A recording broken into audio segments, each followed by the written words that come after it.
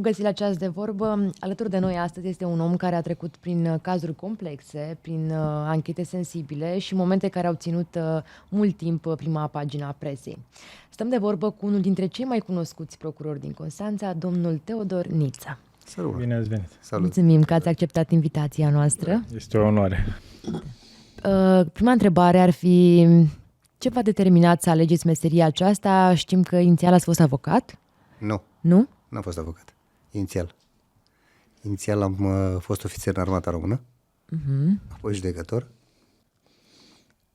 Am trecut procuror, am trecut în avocatură și m-am întors în procuratură. Cam asta este parcursul celor 36 de ani din spate, la care exclud cei 3 ani din Armata Română, deci avea 39. Ce v-a atras la profesia de procuror?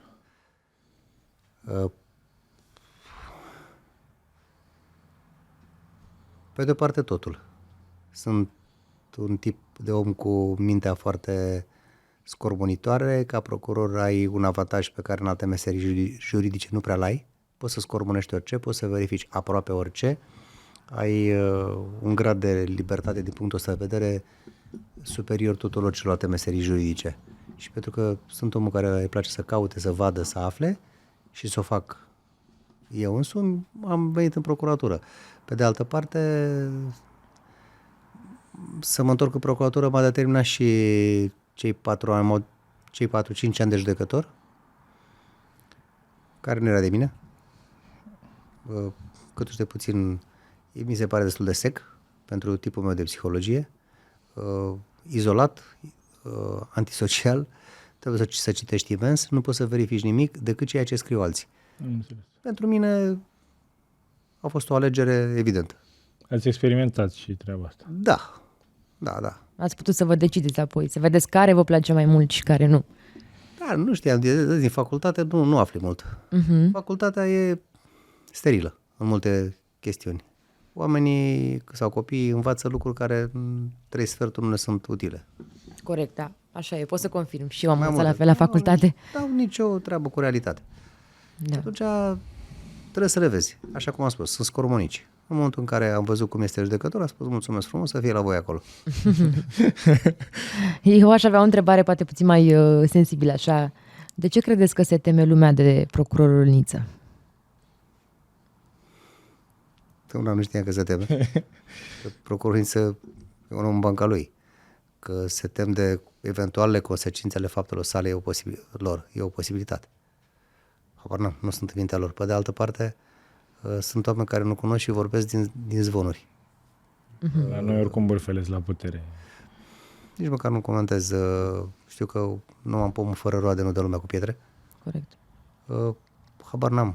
Eu mă comport așa cum se cuvine, dar nu prea fac compromisuri. Și atunci bănuiesc că... Probabil din cauza asta și duritatea. La ce? Ei consideră, le e frică pentru că nu... Ce să fac compromisuri pentru că mi se pare inutil. O să vă spun câteva exemple de ce nu ai cum să faci compromisuri dacă te poți uita după aceea în oglindă. Că sunt oameni care vor și știți, că nu-ți convine de cineva, îl înjuri. Repeți o minciună de suficiente ori până ea devine adevăr.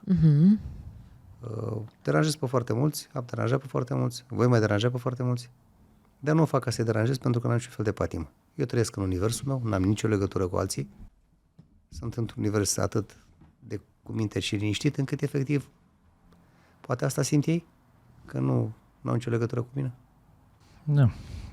Cât de mult s-a schimbat infracționalitatea în Constanța față de începutul carierei dumneavoastră? Nu doar imens, nu, e imens, nu, este absolut imens. Gândiți-vă că am început cariera în 1991. Și atunci m-am născut. și atunci eram procuror la sector 4 București. Și de la început am intrat mai cu viteză în muncă. Mi-aduc aminte, era un decretul lege 3 pe 90 în care Iliescu ordonase și se ocupau apartamentele acelea din fondul locativ de stat făcute de Ceaușescu, da. Bulevardul Victoria Socialismului, noi spuneam asupra noastră, din lângă Piața Unirii, da. Blocurile alea atunci deosebite. Și lumea s-a repezit în apartamente la Revoluție și a intrat în ele și apoi ca să se scoată afară a fost foarte greu. Și a fost acest decret de lege 3. Și aduc aminte, erau două partide. Partidulețe. Partidul pentru cinstirea eroilor Revoluției Salvare Naționale și nu Partidul Umanitar al Păcii. Erau ocupate. Și polițiștii erau foarte timorați atunci. Eu nu prea înțelegeam de ce erau timorați. Bine, ei au dreptate, nu eu. Da. Și am intrat, i-am scos. Nu prea delicat, i-am scos afară. Păi și am eliberat, am făcut proces verbal, că am eliberat apartamentele.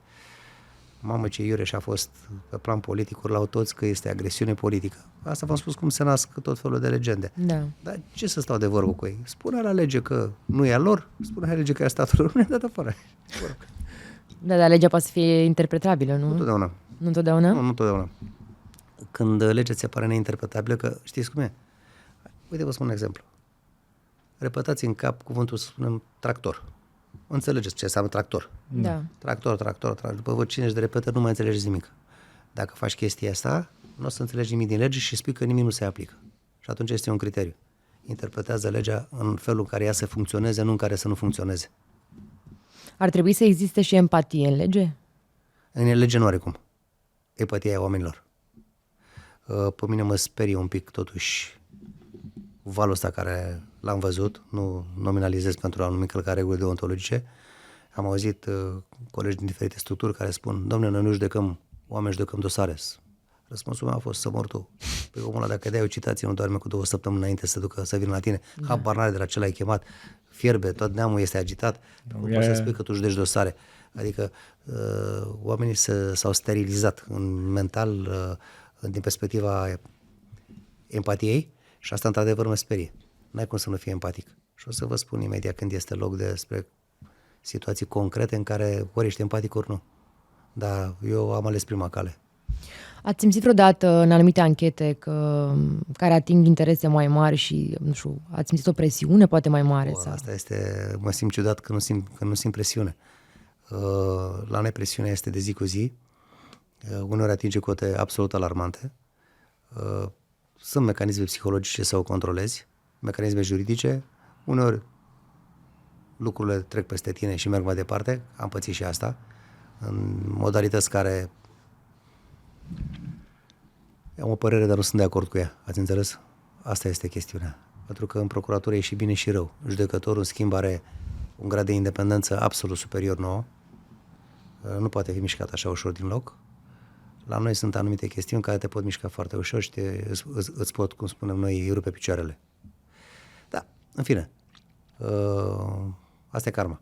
Și atunci? Simți mereu. Le faci față, încerci să gestionezi, dar eu am o regulă. Când nu știi ce să faci, când apar situații de genul ăsta, respectă mai mult decât riguros procedura. Pentru că tu, ca procuror, ai o mare vulnerabilitate pe procedură. Și atunci când ești super cristal pe procedură, chiar e greu să-ți se întâmple ceva. Dacă vreți să exemplific? Sigur, da. Bun.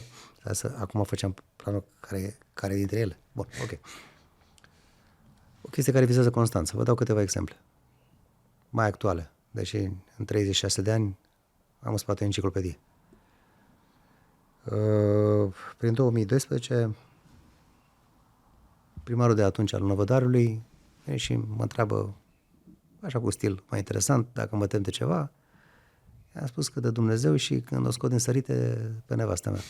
Și a doua a fost o glumă, evident. Da. Să-mi spună care e problema. Foarte pe scurt, dom'le, niște pseudo-investitori, asta e destul de scary ce o să vă zic, pseudo-investitori italieni, zice, dom'le, au cumpărat fostul USAZ Năvodari, habar n-ai, tu te-ai născut mai, doar erai acolo copilaș și acolo au decis să facă cel mai mare super depozit, extraordinar de mare depozit de deșeuri care a existat vreodată în Europa, la 95 de metri altitudine, pe 30 de hectare, cu auxiliare cu tot, ca să depoziteze 6,5 milioane tone deșeuri industriale toxice, dintre care 200.000 de tone numai cianuri. Efectul era că, știți că îi se spune un al patrulea braț al Dunării, sub Dobrogea. Da. E seacă în multe locuri la suprafața, dar jos e belea. Și hai să-l... Dacă putem să-i oprim, că e rău. Ia gândiți-vă, o găleată. 95 de metri. În calea la avioanele NATO, că atunci se pregătea aeroportul pentru americane, și noi punem o găleată de gunoi. La 300 de metri era primele case locuite. Sub talpa de fundare a găletoiului ăla era orice puneai în timp, se scurgea în pânza aia freatică. Da. E mai mare decât brațul Sfântul Gheorghe, ca să înțelegi zona aia. Ca apă pură, 30 de metri, 40, 50, 60 de metri, este de o puritate excepțională. Asta s-ar fi scurs în mare și copiii sau nepoții noștri făceau, apropo de empatie, făceau baie mare și ieșeau de acolo fără piele. Cam asta era ideea. Banii erau colosal de mari. Știu că sunt lucrurile care nu vreau să răspund, dar presiunea a fost super colosală din partea multor factori decidenți, politici, de altă natură. Colosală, fără să hiperbolizez. Am dormit atunci 6 luni cu pistolul sub pernă și am luat toate măsurile necesare. În ce consta problema? M-am dat seama că se distrugea tot. Găleata asta se vedea de la Vama Veche și de la Gura Portiței. Adică la revedere turist. Tu chei încoace turiști și veniți la gunoaie. Ca în filmele alea apocaliptice cu Van Damme. Da. Da, și eu râd, dar nu mă râd deloc. Și am zis, băi, încerc. Asta e. Și știu o singură chestie, poate de asta unii nu prea sunt confortabili în prezența mea, știau că nu mă opresc. Și de unde încep? Am aplicat tactica unui chinez bătrân. M-am dus înapoi pe fir, că întotdeauna așa este. Unde sunt gunoaie, căutați italianul. Francezii spun, în cazul unei crime, cherchez la femme. Și englezii spun follow the money. Eu spun, în ceea ce privesc gunoaiele, căutați italienii. Erau contracte făcute în toată Europa. Ce înseamnă 6 milioane jumate de tone? O imagine, imens. Nu vrei imagine? 320.000 de basculante de alea mari. Ce înseamnă 200.000 de tone de cianuri? 10.000 de basculante de alea mari cu cianuri. Deci, o travă curată. Dumnezeule, era ceva, era cumplit, făcea aici apocalipsă. Și m-am dus și văd un documentul primar, era ceva semnat de Dumnezeu să-l odinească, fostul primar Dobre de la Năvodari. Uite, omul a murit în mai. Nu putea să semneze în iunie certificate. Hop, pe piept.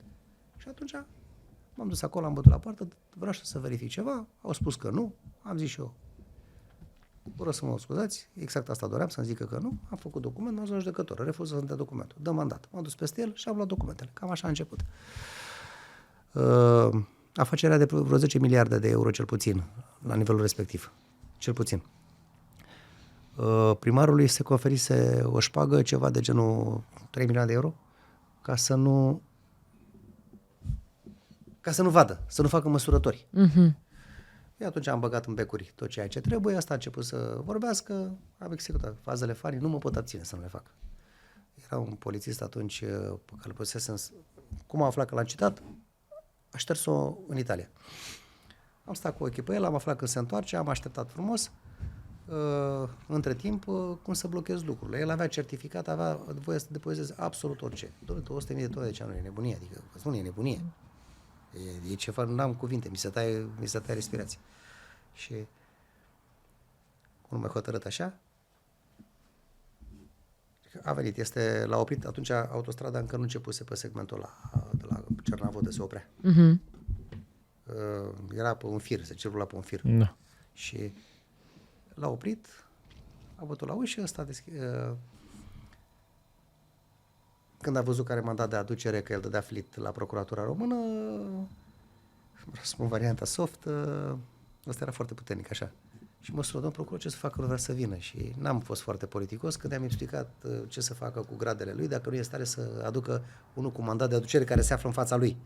Ăla a închis, aici avea un Q7.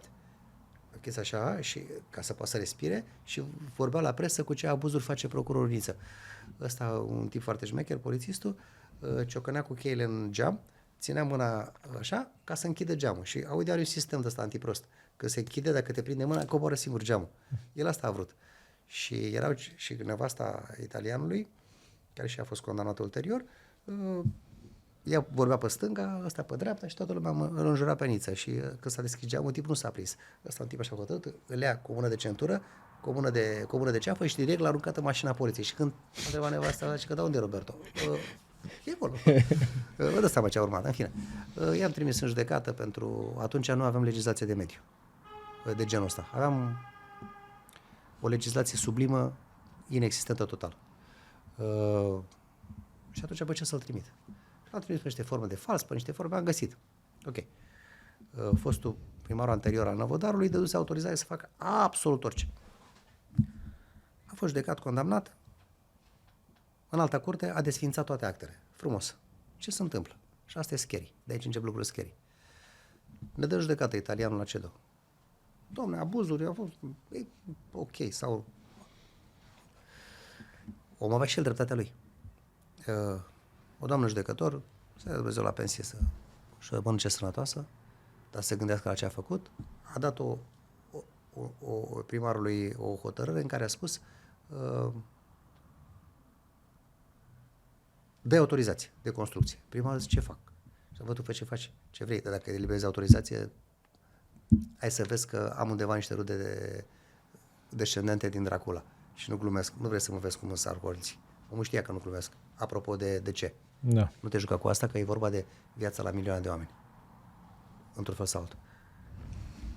Și scuz de paranteză, că am uitat să vă zic ceva, cum să mișc, să nu dea drumul la autorizație. L-am chemat pe protopopul de Năvodar de atunci și am zis, ce faci că vă omoară comunitatea? Și hop, am o idee. Mobilizez populația, zic, nu așa. Și au făcut referendum local, s-au opus la referendum, au fost 93,5% din populația Năvodarului a spus nu, pentru că ceilalți lucrau la italian.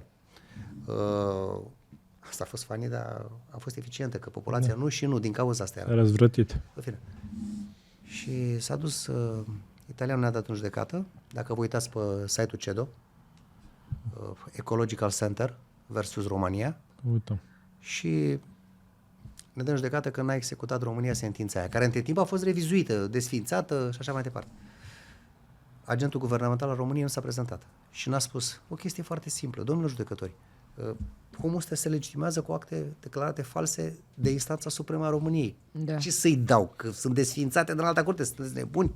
Nu s-a prezentat, n-a spus nimic, a ținut o blat la el,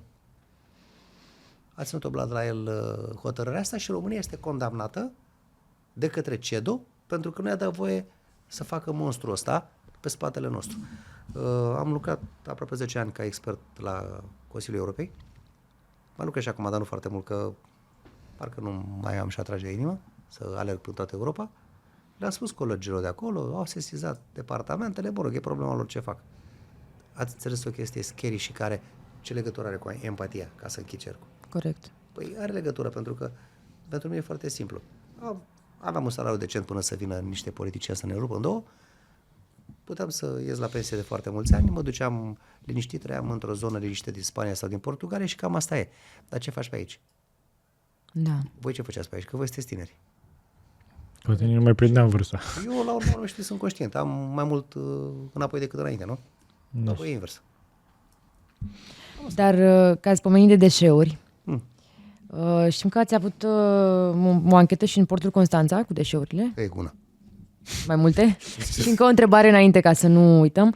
Când ați pomenit că ați dormit 6 luni cu pistolul sub pernă, ați primit de-a lungul carierei sau la anumite anchete amenințări?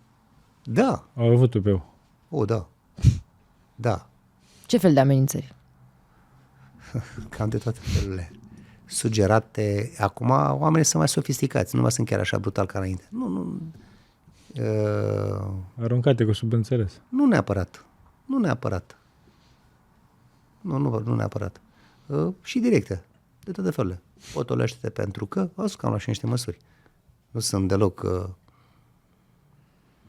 Nu v-au speriat amenințările? Nu, că întotdeauna îți este teamă, dar nu mi este frică. E o diferență. Pentru că curajos nu este omul care nu este frică, la nebun.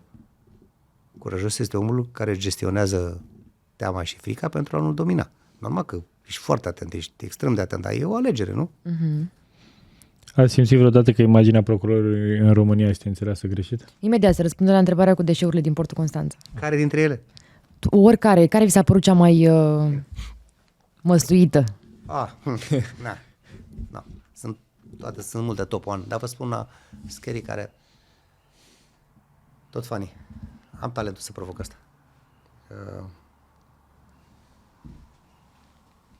Mă sesizează că așa, oamenii încep să spună când capătă încredere în tine și zic, băi, este un vapor plin cu deșeuri care vor să-l ardă în cuptoarele unor fabrici de ciment de până în zonă. Bun. Să vedem despre ce e vorba. Scurt. Fabricile de ciment au o chestie care mie, după părerea mea, afectează siguranța națională, la propriu. Subtitulatorul de RDF, Refuse Derivative Fuel, trimit toate gunoaiele, care în mod normal, ce trebuie să fie RDF-ul ăsta? Trebuie să fie ce eu de la asta birotica asta, ați rupt biroul, l-ați făcut compact, dat așa frumos, să-l fac brichete și lard, cartoanele, astea care merg, plasticele. Da. Am găsit acolo, erau cutii de bere și De toate. tampaxuri folosite. Adică ăla nu poți să faci, în fine. Și le ard în cuptoarele fabricilor de ciment. Pentru că la noi, în teorie, tehnologia există, realitatea este inexistentă, primul clas de pericol, în ce costă? Pui tâmpenile alea, le arzi în cuptor, nefiind chillere la suprafață, în aer se propagă dioxină și furani, Poluare. care cad înapoi pe ploaie și în zona respectivă, o arie destul, așa, au crescut cancerele cu vreo 500% numai în 3 ani de zile când se folosesc treaba asta. Și de-aia, dar care e ingineria? De ce ar face asta? Păi, Cine le permite să facă asta? Lumea nu știe, pentru că lumea privește ca fiind ceva normal. Nu. Vă zic de ce. De când e comerțul comerț? Dacă eu vreau să vă cumpăr telefonul ăla, vă dau, poftiți banii, dăm telefonul, ăsta e comerțul. Da. În materie de deșeuri e pe dos. Eu dacă îți vând deșeurile, îmi dai bani că ți le-am cumpărat. Da. Că ți le-am vândut. Nu, pardon, că ți le-am cumpărat, sunt prostii. Și așa veneau la fabrica de ciment. Subtitulatura de RDF botează o să vă spun de ce e scary, botează în documente și la asta ardați în cuptoare. Dioxină, efecte asupra mediului. În momentul ăsta nu mai plăteați bani pe combustibil, vă ieșea prețul mult mai bun, pentru că combustibilul vă-l dădeam eu și m-ați luat și de la mine bani, că v-am dat vânzătorul, acolo vânzătorul plătește, nu cumpărătorul. Deci era oricum interese foarte mari. Spui, există filtre. Păi cine le folosește? Că sunt scumpe. Pentru că garda de mediu merge numai până la ora 4. Foarte rar. Acum mai mișcă. Atunci era praf. Dacă venea la ora 4. Nu avem laboratoare autorizate ale statului. Acum cât de cât mai mișcă ceva. Nu foarte mult. Atunci cer nu erau. Și când m-am speriat, atunci cu adevărat am speriat, era primul contractul era primul vapor din 2000 de vapoare cu deșeuri care trebuiau să fie arse. 2000 de vapoare. Doamne, e 2000 de vapoare. E nebunie de deșeuri ca să le ardă aici, pe plămânii noștri, pe oamenii noștri să nu-i omoare. Am acționat suficient de fer ca să nu le placă multora și au plecat. Și au schimbat traseu. S-au dus ca să ardă la fabricile de ciment din Bulgaria. Dacă vă uitați pe internet și căutați, atunci a fost o perioadă când l-au arestat pe ministrul mediului din Bulgaria. De ce? Exact ăsta era contractul. Cred că v-am răspuns indirect și de ce unii nu mă înghit. Da. Și banii? Unde sunt banii? Păi dacă afacerea de la Năvodare era 10 miliarde de dolari așa, 2000 de vapoare. În România, ca să depozitezi deșeurile, sau cel puțin așa era atunci prețul, era undeva până la vreo 15 euro pe tonă. În Italia 350 de euro pe tonă. Este 2000%. Da. Profitul. Cu șpagă, cu ce mai dai, cu nu știu ce, cu ce mai intri, e o afacere care merge cu 1800-1700% profit. Oare fi bine? Și asta se întâmplă în toată țara. Pentru că, cum vă imaginați, Agenția de Mediu are laborator fizic, tradus acreditate. Și toate laboratoarele sunt ale lor, ale firmelor deținute de operatorii de ciment. Mă aduc aminte, era o doamnă ministru, nu spune în cine, pentru că mă speriase chestia asta cu... Aveam un Q7 alb cu număr de Bulgaria și pe noi ne omora cu taxa de mediu, cu taxa de primă matriculare. Nu știu, am prins-o noi pe asta și Este destul de perseverent. Bună ziua, doamna ministru. Păi ce puteți să facem e legislația europeană. Păi, domnule, accizați-l. Dacă e produs energetic, accizați-l ca pe petrol. Da. Dacă e gunoi, n-are voie să intre pentru a fi eliminat în România. Nu merge. Nu, că știți, fabricile de ciment au un lobby foarte mare. Și am întrebat atunci, doamna ministru, cu tot respectul, dumneavoastră sunteți prim-ministru al tarii țări sau al cui sunteți? Nici ăstea nu i-a plăcut. Da? Aia e. Am dat exemple. Cu deșeul din portul Constanța. Am pus te las să întreb, scuză-mă. Ați simțit vreodată că imaginea procurorului în România este înțeleasă greșit? Nu este înțeleasă, e provocată să înțeleagă greșit. Nu spun că nu ar fi și lucruri care au și ei dreptate. Dar s-a creat un hate. Un hate că l-are pe procurori. De obicei oamenii se tem, de când auzi de procurori, mai bine intri în pământ direct și gata. Și rămâi acolo. Nu știu, sau când ajungi să te audiezi un procuror, deja e ca și când ai făcut ceva foarte grav și nu mai știi ce să mai faci cu viața ta. Robert, noi ne știm, ți se creează cumva pe ăsta de teamă? Nu. Atâta timp cât ești nevinovat și... Chiar dacă mă și enervezi puțin că ridici mai mult ca mine la sală, asta e felul de invidie masculină, nu? Dar în rest, asta sunt prostii, n-ai niciun motiv. De ce? Dar este intenționat făcută chestia asta, pentru că în cele din urmă, noi am putea să spunem că suntem o barieră. Dacă o înlături pe asta, poți să penetrezi, să controlezi societatea într-un mod absolut fără frână. Vă dau un exemplu. Degeaba mai vorbesc, mai bine arăt. Că un exemplu bun face mai mult decât 1000 de teorii. Corect. Țineți minte că până în 2014, 2012, 2014 a fost explozia aia cu migranți în toată Europa? Da. Când a început nebunia? Mă aduc aminte 2014. Ce s-a întâmplat acum? Că schimbase codul penal și a apărut o infracțiune. Hop, uite așa pus. Se numea traficul de migranți. Călăuzirea, transportarea, îndrumarea pentru vederea trecerii frontierei de stat. Dacă sunt contra cost sau pui în pericol viața migranților sau mai faci, era cu 2-7 ani închisoare pe trafic. Opa, nu confunda cu traficul de persoane al dicotului. Da. O infracțiune moartă, stă tot acolo, nu se atinge nimeni de ea. Și pentru că aminte, eram la garda de coastă, am convocat o ședință, păi zic, e nasol. Aveam informații, 500.000 de ciuciunghezi urmau să desanteze la noi. La Stambul se făcuse o bursă de joburi. Unicul obiectiv al bursei era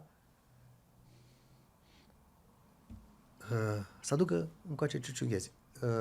Luau vapor de unică folosință, arunca 100-200 de migranți pe el și așa au început. Da, știu. Atunci știu că în vreo 2 ani am arestat vreo 12 vapoare, mai aveam puțin și refăceam flota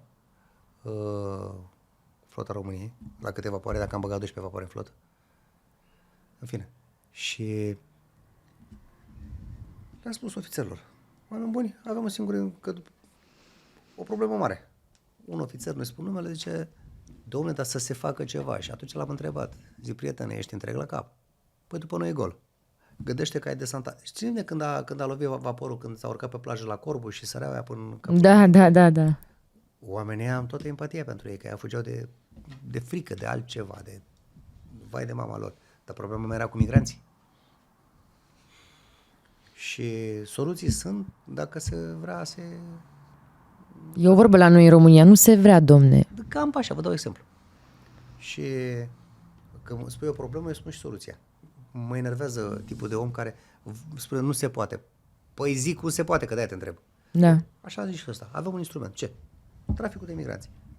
Păi cum facem? Bun. Comandanții de vapoare, motoriștii. Îi transportă? Păi este infracțiune, le iau bani, e formă calificată și am început să-i arestea pe toți. Am făcut treaba foarte fermă așa, s-a dus mea zvonul până la bursa Stambul ca un nebunii românii și ăștia au schimbat traseul, s-au început să iasă pe vestă. Pentru că, de pildă, știu că în Timișoara atunci era o practică, îi spuneau, călăuzar nu e trafic de migranți, e complicitate la trecere ilegală a frontierei de stat. Apropo de interpretare. Da. Păi să mor tu. Cum complicitate când e trafic toată ziua? Și dacă vă uitați, după aia la fel am făcut și pe uscat și pe apă, la noi nu prea. De câțiva ani de zile este liniște și pace. Garda de coastă și-a făcut personal specializat, că atunci nu avea nicio treabă cu linia asta. Lucrează frumos băieții de acolo. Mai și patrulează, o problemă. Tu ne iei pe radar, te întrebi. Iei din timp, împingi înapoi. Păi nu poți, că se curbează pământul și radarul la 40 de kilometri, gata, nu mai vezi. Sau poate nu voiau să vadă. Nu, vezi să vezi. Și atunci ce soluție ai? O soluție. Soluția există și e foarte simplă. Instalezi pe platformă, mai pui o antenă de radiotranslație și mai bați încă 40 de kilometri și iei din mare liberă, ca să nu fie o problemă. Că ei ce veneau? Veneau cu vaporul, ajungeau la zona de 112, alo, ne scufundăm. De multe ori, comandantul navei sărea într-o barcă ultra rapidă și pleca și la revedere și te rămâneau în derivă.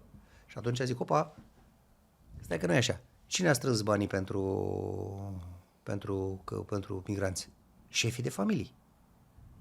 Deci șefii de familie înseamnă că sunt instigatori la trafic de migranți, că s-au dus și au dat banul la autor, la călăuză. Și am început să iau șefii de familii, i-am trimis la judecătorii și-au luat măsurile. Ăștia au organizare de tip tribal.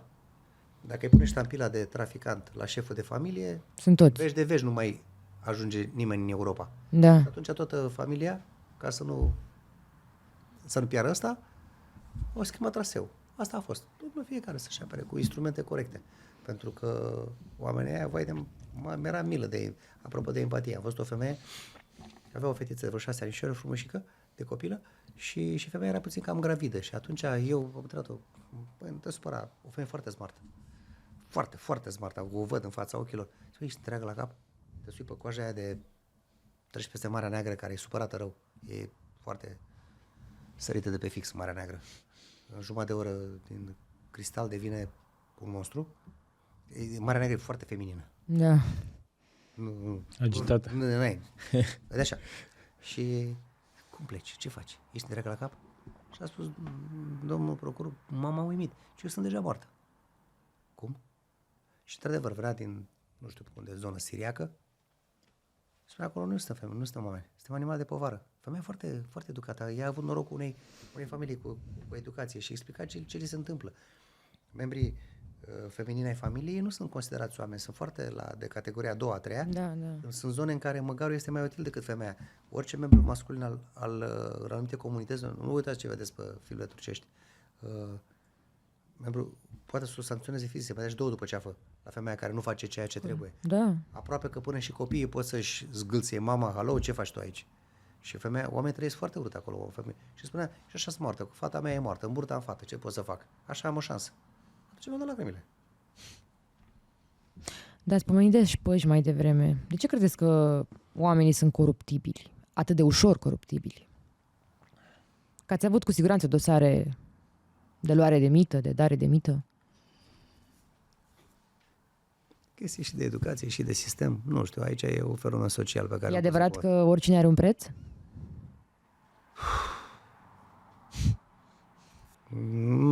Nu că înțeleg întrebarea. Acum, dacă ai puțină demnitate, dacă prețul este atât de mare, te poți abține. Te duci la procurorul superior și spui, doamne, nu mai pot fi obiectiv, te rog frumos. Și ți-a dosarul și îl dă lui Robert. Descurcă-te tu. Sau faci un referat să se înainteze la Procuratura Generală. Poftim. Mai aș feri. Oamenii, fiecare gândește cum vrea. Aici mă fere să abțin. Nu, aș vrea să nu vorbesc. E ciudat. Cum arată în realitate o zi de viață a unui procuror? Niciodată nu este ca cealaltă. Absolut niciodată. Provocări în fiecare zi? Da. Te ține foarte activ. Ai uneori foarte mult de muncă, alteori în 2 ore de muncă te stoarce ca pe o lămâie. Psihic. Vai. Presiunea este imensă pentru că energia celor de lângă tine, te cocoșează. E lupta aia și pe bună dreptate. Mi-mi convine foarte mult. Sunt genul de procuror care îmi convine foarte mult participarea avocaților la toate actele de procedură. Cu cât este un avocat mai șmecher, cu atât îl respect mai mult. Eu nu vorbesc că sunt unii care au un mod de a pune agresiv, așa, scandalagiu. Mă enervează asta. Și am măsuri să-i potolesc. Dar vin copiii de ăștia foarte isteți, la care le merge mintea brici, îți spun tot fel de probleme, te uiți la el, zic, de multe ori învăț de la ei. Afli, eu merg pe principiu, este ceva, nu este. Nu, sunt foarte relaxat din punctul ăsta de vedere, dar presiunea o simți. o simți. Pentru că numai să audiezi un om nu e simplu așa. Hai bine, scrie, ce scrii? Da. Trebuie să-i decupezi încet softul pe creier, să spună că de multe ori nici el nu știe că știe ceea ce știe. Am auzisem din jurul meu așa de la persoane că atunci când ești în fața unui procuror și ești interogat, nu ai nicio șansă. Dacă nu ai, nu știu, o capacitate mai mare intelectuală sau nu ești pregătit pentru asta, poți să te gafezi de la o întrebare la alta, să răspunzi ceva, apoi să zici altceva. Dacă ești nesincer. Dacă ești Pe mine, nesincer. dacă mă întrebați acum, peste 10 ani, sau mă întrebați acum 10 ani, vă răspundem același lucru. Am luat de mult decizia ca să nu mint, pentru că nu încar softul. În momentul când te-ai pus să minți, trebuie să ai o memorie foarte bună, trebuie să ai un control foarte bun, trebuie să... Ouleu, mamă, câtă cheltuială, cât consum de energie. Dar în momentul când vii și spui, asta e, asta am văzut, ce să vă zic? Da. Adică nu ai de ce să ai emoții, pentru că nimeni nu are nimic cu nimeni. În general, ca procuror să faci treaba. Dacă ești și empatic, auzi să rezolvi o problemă, să o înțelegi cât o înțelegi tu. Dacă o înțeleg prost, pentru asta există procuror ierarhic superior, există instanță. Și atunci oamenii, foarte mulți, sunt două categorii de oameni care când ies de la noi. Una, cei care s-au prins că ești pe o cale care îi doare, și atunci începe să arunce cu ceva mirositor în ventilator ca să apară drept victime. Asta e o categorie. Și a doua categorie sunt oameni care sunt foarte relaxați. Pentru că n-au de ce. Văd că ești de bună credință. Da, și viața unui procuror e provocativă mereu. Ca procuror, de ce credeți că reușesc să intre drogurile în Constanța? Asta e o cauză de competență, DICOT. Din punctul meu de vedere vor intra din ce în ce mai multe droguri. Asta e o opinie personală. Și cred că Constanța va deveni un hub de droguri pe toată Europa. Să vă explic de ce. Că atunci când spun și de ce. Traficul în portul Constanța nu e mare inginerie de el, dar sunt convins că foarte curând va exploda. Până nu avem scanere. Aveam vreo 2 amărăciuni de scanere care din când în când, știți cum se face? Este un program undeva pe la garda de coastă, mai are ceva și vama, program de risc, să vadă containerul ăla dacă prezintă sau nu risc. Dar Dumnezeu știe ce este în interior. Noi nu scanăm nimic, nu știm ce intră, nu știm cum intră. Acum vine și acordul Mercosur. Și de unde vine? Din America Latină, ce să vezi? Acolo ce este. Și ăla sunt narcostate. Și o să vină și la noi. Cum le controlezi? Cum controlezi acum? Lumea a bătut din palme că e bine în Schengen. Sunt convins că este bine. Acum e mai ușor. Cum controlezi ce e bine? Am reușit cu persoasiuni și cu argumente și cu demersuri ca deșeurile să intre în România din Europa, că deșeul una peste alta e bun, e ok, marfă, e sursă, e materie primă. Dar intră legal doar prin anume puncte vamale. Da. Acum lucrătorii de la Garda de Mediu au și pistoale de alea care mai scanează, s-au mișcat lucrurile. Acum au fost câțiva miniștri ai mediului smart, am vorbit cu foarte mulți dintre ei și au prevăzut chestiuni de genul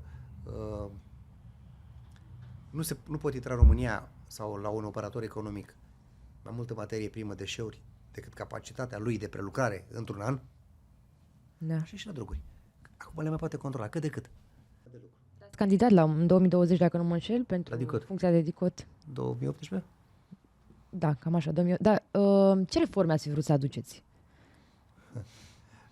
Eu aș fi vrut să angajez DICOT-ul mai serios pe 2 categorii. Lupta împotriva traficului de deșeuri. Este o chestiune care pentru mine este main idea. Și împotriva traficului de migranți. Dacă vă uitați, traficul de migranți, 99,99%, vorbesc de pe raza mea de competență teritorială din Dobrogea, este instrumentat de noi, ca să spunem de cine, de la unitatea noastră de parchet și cu ofițerii gărzi de coastă. Teoretic, DICOT-ul are niște capabilități suplimentare. Și atunci eu aș fi vrut ca să aduc asta să amplific puțin combaterea. Factorul de decizie politică a dorit altceva și atunci... Și a doua cu traficul de deșeuri. Pe mine mă sperie chestia asta, pentru că nu realizați. Toată lumea se sperie. Doamne, ne taie pădurile ăștia. Așa e. De bine, de rău. pădurile le replantezi. Da. Dacă știi puțină istorie, vezi că în momentul când rușii au ocupat România până pe 68, răseseră dealurile Bucovinei. Avem o politică de împădurire și Bucovina noastră frumoasă, pădurile din Bucovina. Păi să mortul asta le-a făcut după ce rușii și-au luat despăgubiri de război, că le-a replantat. Da. Pădurile mai replantezi, dar deșeurile rămân aici 2000 de ani. Și atunci vreau să fac chestia asta, că mi se pare că o chestie de siguranță națională. Îmi cer scuze că revin, că am uitat să vă zic, la fabricile de ciment. De unde este nenorocirea? Ca să fie cimentul bun, că am uitat să vă zic asta, trebuie să ardă la 2100-2200 grade în cuptor. Din chiloți și obeuri nu poți să faci mai mult de 1600 de grade. Și cutii de bere și alte prostii. Păi dacă faci ciment cu foc de 1600 față de ciment cu 2100-2200, diferența este că între pâine și lipie. Una e scândură, vergă, și una e pâine pufoasă. Așa e și cu cimentul. Noi facem un fel de lipie de ciment. Vorba de calitatea lui, nu? Păi da, și atunci te miri că de ce scad podurile, autostrăzile, dă 2 ploi și a rămas fără ciment, mai cade un picior de pod, mai se surpă drumul. Păi de unde? Dacă facem cu ciment făcut de lipie. Dar crezi că oamenii care vor să facă ceva corect și bun nu sunt lăsați să facă? Pentru că a spus mai devreme de Dicot că... Nu comentez. M-ați întrebat pe mine ce am avut în cap în momentul în care m-am dus acolo, pentru că scopul meu și în proiectul meu asta a fost. Două linii majore de acțiune care credeam că pot pișca, pentru că în opinia mea este mai important, așa cred eu, decât să-l fucăresc pe Georgica cu 0,5 grame și el are problema lui. Oare? Da. E ok că oare. Dar decât să consum resursele pe asta, mai bine găsesc altceva. Adică, da, atât. Am o părere, dar nu sunt de acord cu ea. Cum vedeți viitorul noii generații de magistrați? Unii sunt excepționali, dar în mintea mea, dacă nu se umblă la factorul empatie, o să devină un fel de ChatGPT cu robă. Inteligența artificială. Așa o să devină. Am văzut că e și trendul ăsta. Și... Cu inteligența artificială. ChatGPT. Da. Ce-i cu ea? Pe asta zic, e... Și foarte mult... Uitați-vă la programul de la INM. Pentru că pe toți îi testează să știe ce zice cartea, ce zice legea, ce zice asta. Ok. Dar pe nimeni nu-l testează să vadă ce are aici sau ce are aici, cum gândește. Nu un teste psihologice corespunzătoare. Nu știi profilul psihologic. Și unii sunt foarte reci. Vorbești cu ei ca niște roboți. Da. Pe mine ăștia mă sperie. Da, eu vă zic că sunt conștient că un fir de iarbă nu se mișcă fără voia lui Dumnezeu. Dacă așa vrea, așa o să fie. Ne povestiți un pic și despre ancheta pe care ați coordonat-o cu Adrian Zglobiu atunci când l-a scuipat pe Traian Băsescu și a fost internat la psihiatrie. Așa, privind în urmă, credeți că a fost alegerea corectă, să zic? Nu. Iau și de multe ori partea amuzantă. Eu personal puteam să am anumite părere pro sau contra Băsescu ca persoană. Ca procuror, eu am fost investit cu verificarea insultei președintelui țării. Putea să fie ăsta oricine. Și adversarul meu personal. Fac deosebirea. Pe adversarul meu personal, dacă îl prindeam la sală și dădeam doi pumni în cap, o făceam cu mare plăcere. Dacă aceeași adversar personal era într-o ipostază oficială care viza statul român, n-ai ce să mai discuți cu mine. Adică, ce să mai comentăm? Era președintele României. Și acum asta, m-am și amuzat. A trecut și pot să spun. M-am amuzat maxim. Când l-am întrebat, a anunțat cineva din conducere, eram la antrenament, venisem cu caiacul după câteva ore de vâslit și când mă întorc și văd, eram în baza sportivă, sub duș și deschide ușa șeful ierarhic și dai seama că da. Și aveam o problemă. Că, da, ce problemă aveam? Era sâmbătă, 15 august, duminică. Păi l-a scuipat unul pe Băsescu, zic, yes. Ce nu, pe președinte, asta era nasol. Ok.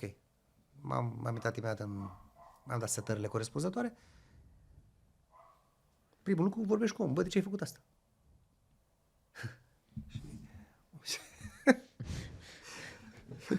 Era foarte cald atunci. Și eu mă uitam pe filmare așa că a fost o chestie de viziune de desene animate, știi, o lansare de aia, așa, de substanță lichidă și zic, bă, dar cum ai reușit, mă, să... Ai atât, ai avut cu tine apă, m-am gândit că a avut gura cu apă, știi? Și că nu, dar mersese mult pe jos și mi s-a uscat gura și... Cred că face mișto de mine, dar mă era foarte serios și gândim că ăsta-i trec la cap. Deci după ce am mers 2 km pe jos, 15 august, fără apă și a avut jumătate de kil de lichid ca să dea pe președinte, bă, se văd dacă îi trec la cap. Și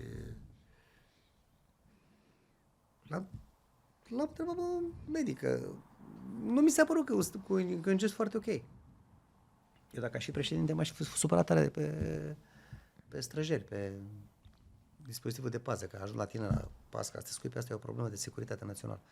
Și zic, ok, l-am dus la testare. L-am dus la testare, medicul a spus că este perfect întreg, perfect conștient și atunci ce putem să fac? Este infracțiune contra președintelui României. Adică convine unora, că nu convine, poate nici mie nu convine. Dar eu totuși sunt procuror al statului român. Și a fost internat la psihiatrie, nu? Nu am fost condamnat, pentru că l-am dus la psihiatrie, pentru că legea spune că nu poți să faci testul dacă nu stă cu medicul față în față. Și medicului îi trebuie o zi, 2, 3, habar n-am cât îi trebuie, să stea cu omul de vorbă, să-l pună într-o anumite condiții ca să vadă ce are în soft. Păi ce puteam să fac eu? Să interferez peste competența medicului legist că se supără cineva? Tu, ce se spune la carte, la procedură? Asta. Pe asta fă. Și medicul a spus. Am făcut procedură, o zi, 2, 3, habar n-am cât l-a ținut. Și mă aduc aminte. Băsescu era președinte. Și cred că sunt singurul procuror în viață care l-a audiat la el în birou când era președinte. Și m-am dus să-l audiez. Am vorbit cu SPP-ul, nu trebuie să-l audiez. Acum, din punctul meu de vedere, respect. M-am dus până acolo, pentru că era președinte de țării. M-am dus până acolo. Pe atunci conduceam mult mai smucit. Mult mai smucit. Și m-am dus cu o bombă nucleară de mașină, ca să înțeleg, am făcut din centrul Constanței până la sediul Cotroceniului, am făcut vreo 85 de minute. N-am mers foarte regulamentar. Dar problema că asta a fost ecartul. Și mi-aduc aminte, îl văd și pe Băsescu așa de la biroul ăla lung, cu jaluzele trase așa, ca la voi. Curios că e om. Și l-ați testat pe... Pot să vă întreb ceva? Doamne, puteți. Nu știu dacă pot să vă răspund. Dacă pot, vă răspund. Dacă nu, nu.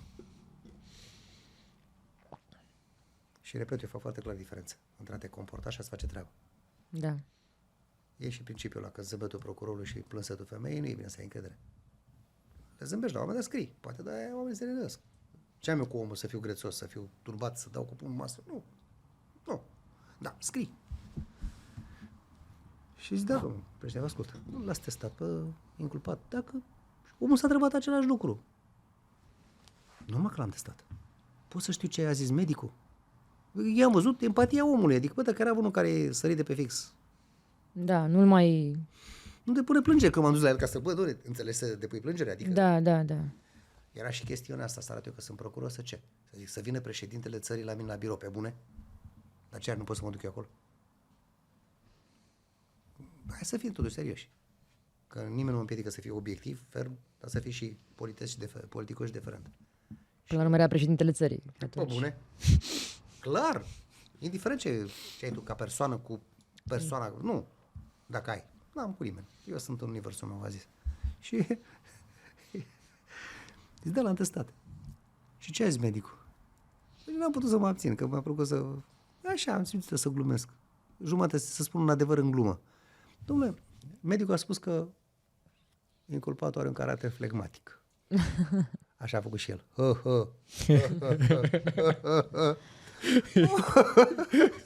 Parcă și văd, da. Da. Și m-a întrebat dacă beau o cafea și zic, domnule, am băut vreo 3 de ani. Care tâmpit credeți că ar rata ocazia să bea o cafea cu președintele țării la el în birou și să-l pună să și scrie, pe bune? Da. Nu dați-mi una dublă, zic, ca să mai mult. A fost foarte funny. Și a dat declarația regulamentară, am plecat. Mă aduc aminte altă fază amuzantă, depinde cum privești. Aveam niște domnișoare care îi păzeau intrarea în birou superbe. Și n-am nimic cu minoritățile, dar nu-mi plac bărbații. Și a fost femeile super bine, a dat telefonul frumos, l-a predat, îți dai seama, nu mă uită la telefon, mă uită la fetele să văd dacă stă bine uniforma, dacă adică, nu? Dacă protocolul este respectat. Și la plecare, sonenia mea la telefon de ani de zile este Papa de Sailor. Și am uitat să mă dau pe silent. Am salutat președintele României, vă salut un președinte, vă salut un procuror și am plecat. Mă duceam către fata aia, nu mai aveam treabă cu președintele, mă uitam la fata aia. Și asta emoționată îmi dă telefonul. Că toți președintele se uita la ea, a venit și procurorul către ea, era așa, și ea era, nu știu că avea 22-24 de ani. Sau totul în politețe și diferență maximă, dar mă și amuzat. Și tocmai atunci se întâmplă să sune cineva telefonul. Și ăsta când Băsescu a spus așa, vă salut un procuror, ăsta așa, I'm Papa de Sailor Man. S-a legat. Cred că și acum crede că am făcut-o intenționat. Da? Ce s-a legat. Da. Foarte tare. Experiențe unice și frumoase, pe de-o parte, chiar dacă sunt cazuri la bază... Puteți să aprici, m-am stresat, că am fost la Cotroceni. De ce? Da. Deci vezi partea plină a paharului. Și mi-aduc aminte ieri că l-am stresat cu Băsescu, că zice... După aia s-a prins că eram serios, dar vorbeam amuzant. Că n-aveam de ce nu. Vreau să mă scuzați, vă mulțumesc că ați venit. N-aș vrea să o interpretați foarte politicos, politician, ca o formă de abuz, dar vă mulțumesc că ați venit și m-ați scutit. Veneam cu elicopterul la Constanța, dar era un moment delicat. Și zic eu, păi, domn președinte, tot cu elicopterul am venit și eu. Și zice, da, și unde este? Zic, aici, lângă asta. Doamne, am văzut pe fața lui, mi-a dat seama ce se citește ochii, scria, incident de securitate, așa scria, ca la reclamele alea. Incident. Păi, pe bune, intenționat am aruncat pe asta. Da. Incident de securitate, adică în palatul președintelui unei țări aterizează un elicopter și președintele nu știe. Aoleu, e jale. Așa? Și dă la o parte jaluzeaua aia. Și i-am arătat mașină de până 2002, da, un BMW ăsta, motor de 3000, care, o vechitură care merge bombă și pe mine îmi place foarte mult, bătrânica mea. Și zic, cu asta am venit, ăsta e elicopterul meu. S-a dat așa, adică ceva de genul. De-ai făcut-o? Da. A avut un preinfart mic așa. Nu, dar era amuzant. Adică pricepea simțul, una. Știa de glumă. Da. Tot ce am făcut eu ca să închid lucrurile, declarația mea a fost confirmată de judecător, de instanțele de control, pentru că mi-am făcut treaba serios. Am respectat procedura riguros. Faptul că am glumit, pe ce nu era om? Cum să nu glumesc? Dar mi-a și plăcut să-i văd fața când i-a zis de asta cu elicopterul. Credeți că oamenii mai pot avea încredere în justiție? Și vreau să vorbim și să ne spuneți părerea dumneavoastră despre materialul Recorder, pe care sigur cred că l-ați văzut cu justiția. În ce ori de zăzut? În care doriți dumneavoastră? Asta cu materialul. Pe timpul lui Ceaușescu, un inginer este întrebat de un reporter al Comitetului Central. Tovarăș inginer, așa să vă întreb ceva. Ce părere aveți despre măreața realizare a socialismului canalul Dunăre-Marea Neagră? Așa cum tovarășul Nicolae Ceaușescu spunea cu ocazia plenarei CC ale PCR, vă spun și eu bine ce da, de măreața realizare metrou bucureștean. Așa cum tovarășul Nicolae Ceaușescu cu ocazia conferinței spunea că vă spun și eu bine, am înțeles. Dar despre Casa Poporului, așa cum tovarășul Nicolae Ceaușescu spunea, tovarăș inginer, nu vă supărați, dumneavoastră n-aveți o părere proprie? Ba da, tovarășul reporter, dar nu sunt de acord cu ea. Cam așa și la mine acum. Am o părere proprie, dar nu sunt de acord cu ea, trecând peste glumă. Fiecare este responsabil de ceea ce face. Sunt foarte multe lucruri care unor poate mă supără, dar... Ați semnat acea scrisoare de solidaritate? Eu? Dar nu mi se pare conform statutului de magistrat. Nu, pentru că sunt procurori din Constanța care au semnat. Lor. Este opțiunea lor și interpretarea lor, respect lucrurile. Eu, Teodoniță, nu am semnat și nu semnesc chestii în genul ăsta, pentru că sunt mijloace și căi legale și interioare ca să faci lucrul ăsta. Vrei să schimbi ceva, te schimbi la funcție de conducere. Și atunci schimbi. Da? Nimeni nu mă împiedică. Eu m-am scuzat de cot. Da, asta a fost. Înseamnă că societatea n-a fost pregătită pentru ideile astea și la revedere, trebuie să-ți asumi. Dar să vă vedeți pe mine acum să spun că nu-mi place culoarea mașinii procurorului șef. am inspecție judiciară, dacă vreau să fac o sesizare și am parchet general, care este eficiența? Mă duc și îmi spun că să fac lucrări. Și până la inspecția judiciară a confirmat după verificări că nu se întâmplă nimic. Da. Și că nu s-a întâmplat nimic în neregulă. Știu că discuții pe tema fluctuației de judecători. Păi e realitate. Procuratura lucrează cu 60%. 40% au plecat și vor pleca acum cu pensionările astea cât mai mulți. Deci, n-ați răspuns la întrebare. Bă, v-am răspuns. E problema și răspunderea lor. Eu n-aș fi făcut așa ceva. Și oamenii mai pot avea încredere în justiție? Eu cred că da. Și ar trebui să da. Pentru că sunt foarte mulți tineri, îi vezi pe ăștia care vin. Mulți dintre ei chiar vor să fie, dar trebuie să-i faci să înțeleagă că sunt de bună credință. Chiar dacă nu empatizează sau invers să empatizeze. Trebuie să-i conduci. Acum, pe bune, cum poți să ceri unui copil de 25 de ani? Pentru că, uite, Ceaușescu n-a fost prost deloc. A fost mult timp, până când a fost ministrul Stoica, completul colegial. Erau doi judecători. Și îl punea pe totdeauna pe ăla mai bătrân cu ăla mai tânăr. Ăla mai tânăr știa carte, mai multă. Da. Ăla mai bătrân știa experiență.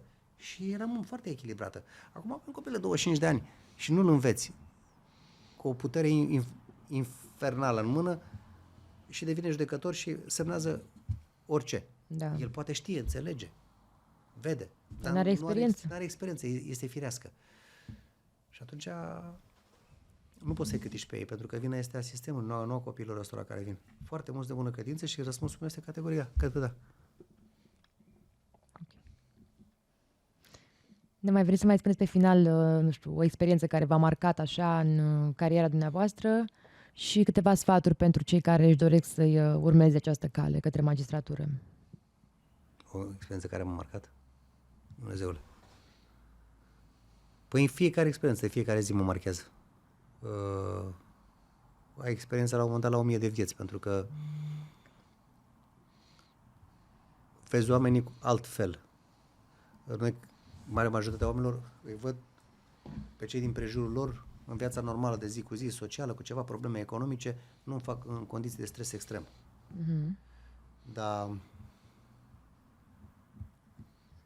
Dar realitatea nu este chiar așa. Dați-mi voie să vă răspund pentru câteva secunde o altă speță interesantă. Sunt niște oameni sunt condamnați. Era un tânăr de ce m-a marcat? Da. E o fază amuzantă. Avea 7 neveste și folosea și pe soții și pe soacre la metodele astea de tip accidentul, împrietenirea. Da. Lua bani, umbla, foarte, foarte, foarte talentați, foarte talentați.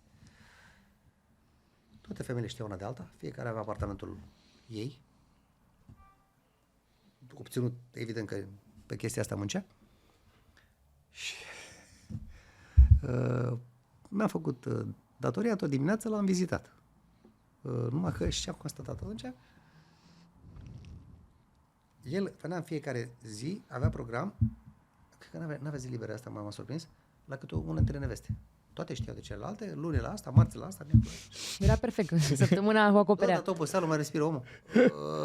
Și avea față de, femeia la care nu venea, avea față de pernă cu fața individului printată pe pernă ca să doarmă cu el așa în brațe. Și când am intrat acolo, avea o mașină, un Mercedes, Doamne, și că un S-clasa AMG, Robert o să înțeleagă, motor de 6,3, V12, avion. Vai de capul. Avion. Vai de capul. Și eu căutam mașina cheia ca să sechestrez. Și intru la asta în casă, i-am văzut tot ce avea, caut și cheia în bucătărie, că am găsit una, și acolo, uite, asta m-a marcat. Făcea niște sarmale, foi de fiță. Și eu și-am spus, doamne, te rog frumos, spune capacul că spune sarmale. Erau oameni în spate. Știi? Și i-am luat bunurile pentru recuperarea prejudiciilor la oameni, că erau câteva sute de persoane vătămate, și i-a spus omului la glumă, zic, uite că e treaba, Coca, gata, te acuz și de poligamie și ai 7 neveste, ești poligamie și e belea. Avocatul nu s-a prins și a rugat, că i-am aruncat-o sus la glumă, oricum scria în ce trebuia. Da. Și dar care e pedeapsa pentru poligamie? Și a zis 7 soacre. Bună E asta. bună. Asta m-a urcat. M-a urcat multe, dar nu le spun pe toate. Știți cum e chestia? Că limba boului e mare, de Paște iarba mică. Da. Și câteva sfaturi pentru cei care vor să intre în magistratură? Să privească tare în ei, pentru că tare mult în interiorul lor dacă vor. Este o meserie care te consumă. Lumea înjură pe procurori sau pe judecători că au pensii mari. Dacă vă uitați pe statistic, rar apucă 2-3 ani de la pensie. 80% se duc în 2-3 ani datorită consumului. Psihicul te pune la pământ. Burnout-ul, da. Este datorită presiunii, situației în care muncești, te termină, te usucă. Dacă mă întrebe acum pe mine dacă aș mai fi o dată procuror, spune, știți cum ochiul drept spune, da, ce bine a fost, că acum aș ști. Ochiul stâng spune, mai bine vedeam eu de treabă. Pentru că consumul este imens, se simte, te distruge, hate-ul politic este fantastic, hate-ul social a devenit și mai fantastic, ajuns să fie rușine să spui că ești procuror, că se uită lumea la tine, pensii nesimțite, pe bune, pensii nesimțite, dar când se întâmplă ceva și simți, trebuie să-ți protejezi cineva drepturile față de abuzurile autorității publice, față de abuzurile societății împotriva ta, te duci la procuror și spune, și procurorul ce ar putea să spună? Păi tu mă înjuri și mă insulți peste tot. Întrebă, suferi, le simți. Hate-ul ăsta îl simți. Hărțuirea o simți. Lipsa de, n-ai alte șanse, alte posibilități să faci. Adică ceva, o activitate corelativă, că ca polițist poți să faci. Da. Poți să faci și alt job, poți să mai câștigi un ban cinstit. Ca procuror nu poți să faci nimic. Și vrei să Nu joacă ai voie ca polițist să mai da, crezi în în anumite altă limite, da. parte. Ba da. În anumite limite și dacă nu ești de poliție judiciară, da. Da? Nu, eu cred că era nevoie să ai societate. Da, în anumite calități poți să ai, nu, ai. Trebuie să declari și nu trebuie legătura activitatea societății cu jobul tău. Nu, e normal. Să nu afectezi. Noi avem numai interdicții și acum a fost promovat în ultimii 3-4 ani de zile un hate atât de mare. Așa că concluzia mea și sfatul meu către toți, băi, gândiți-vă dacă se merită. Înveți de sare basca, puțin spus, te uzează de te nebunește, crezi că este frumos, munca la instanțe și la parchete este colosal de mare. Efectiv, Nopți nedormite, mă gândesc. Văd copiii ăștia, unii vin la muncă de la 7 și pleacă acasă la ora 10, uită să mai aibă orice formă de viață socială. Uitați-vă la rata de probleme pe care le au în familie cei din magistratură, da. că ca să fii căsătorit trebuie să mai stai și pe lângă femeie. Nu? Numai, alo, ce faci? Bine, bine, puiu, stai că fac un dosar. Nu merge așa. Eu m-aș gândi de 200 de ori, dacă este sau nu cazul în condițiile astea să mai vine cineva în magistratură, pentru că pe noi ne jură toată lumea și acum a început să ne jure și societatea și factorul politic și eu știu, se merită. Poate că atunci când faceți lucrurile bune și vedeți rezultatele bune, poate că supără cineva. poate merită. Ce înseamnă Nu asta? poți mulțumi niciodată. Pentru că eu fac, dacă Robert este vătămat și eu v-am prins la mijloc și vă trimit în judecată sau niște măsuri, pentru el e o faptă foarte bună. Pentru dumneavoastră sunt foarte scârbos. Da, corect. Da, e cu du-te vino aici. Deci nu există întotdeauna. În sensul că faci dreptate. Niciodată nu vom putea mulțumi pe celălalt? toată lumea. Ia gândiți-vă că ăștia de la Năvodari. Comunitatea este ok. Da, comunitatea uită. Da? Comunitatea uită. Italienii n-au uitat. Și acum mă reclamă pe la CEDO pe ce le-am făcut. Îi înțeleg și pe ei, că și au dreptate. I-am văduvit de 10 miliarde. Am făcut o treabă bună sau nu? Nu știu. Depinde cum privești. Uite, chestia asta te ucide. Că nu e nimic niciodată clar. Depinde din ce perspectivă. Așa că toți cei care vor să vină în magistratură să se gândească de 20 de ori dacă chiar asta vor. Și să se degajeze de cazuri când se duc acasă, mă gândesc că... Eu asta o reușesc să o fac, dar am 36 de ani de lucru. Primii 30 n-am reușit. Nici vârsta nu de 36. Vă mulțumim tare mult Mulțumim pentru pentru prezență și prezență. vă mai așteptăm pe la noi. Mulțumim și vouă că ne urmăriți. Rămâneți aproape de noi pe canalul nostru Știri la Minut sau Ceas de Vorbă. Pe curând!